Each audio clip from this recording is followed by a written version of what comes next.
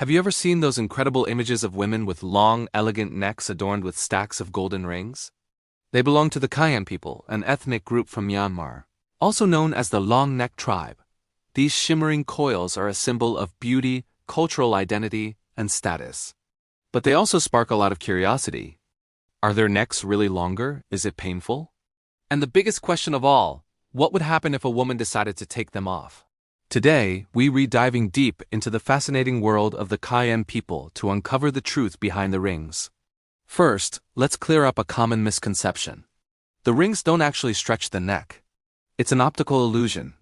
The weight of the brass coils, which can reach up to 22 pounds or 10 kilograms, pushes down on the collarbones and compresses the rib cage.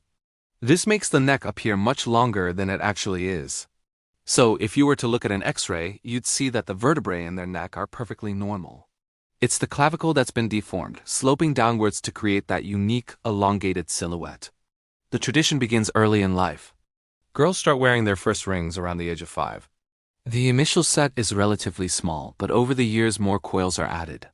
This process is gradual, allowing the body to adapt to the increasing weight and pressure. For the women, these rings are an integral part of their identity.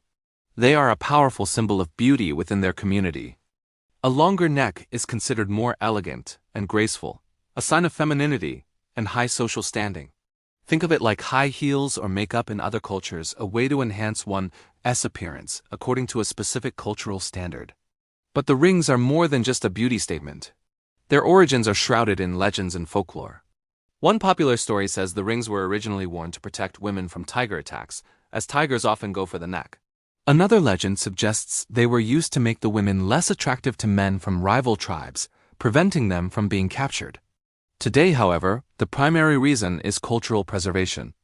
The rings are a proud declaration of their heritage, a tradition passed down through generations that connects them to their ancestors and sets them apart in a rapidly changing world.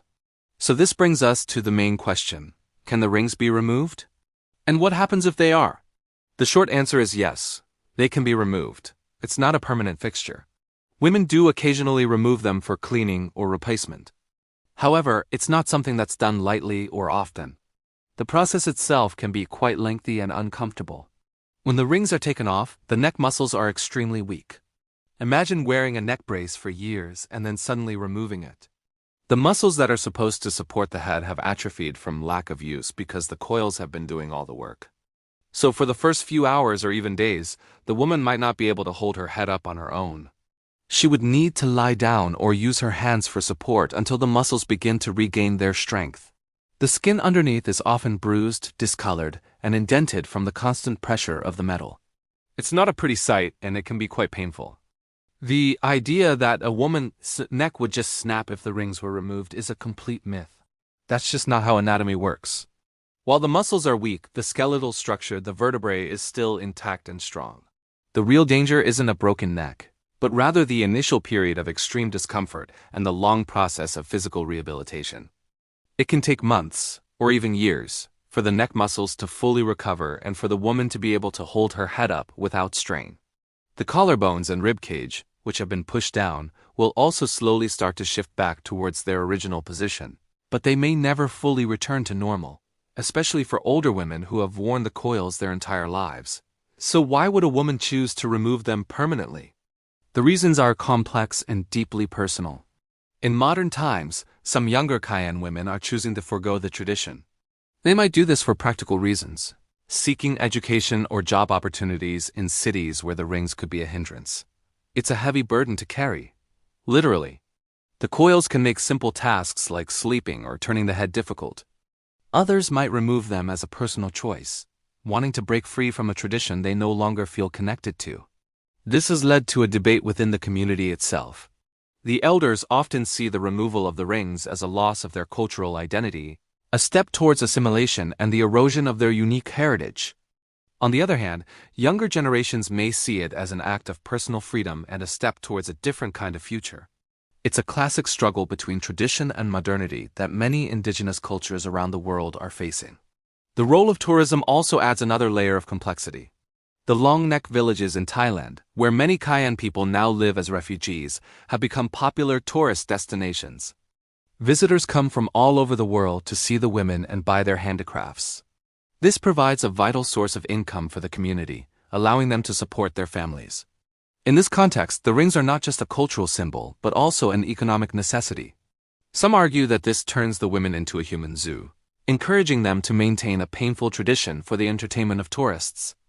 Others argue that it's a form of economic empowerment, giving them a way to earn a living while preserving their culture. The truth, as always, is probably somewhere in the middle.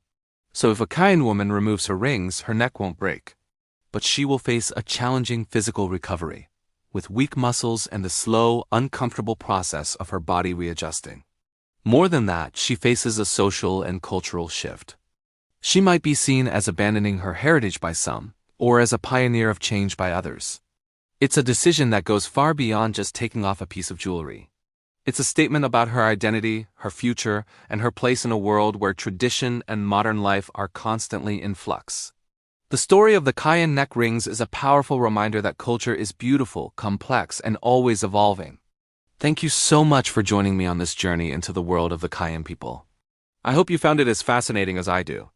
If you enjoyed this video, please give it a thumbs up and subscribe for more stories from around the globe. See you in the next one.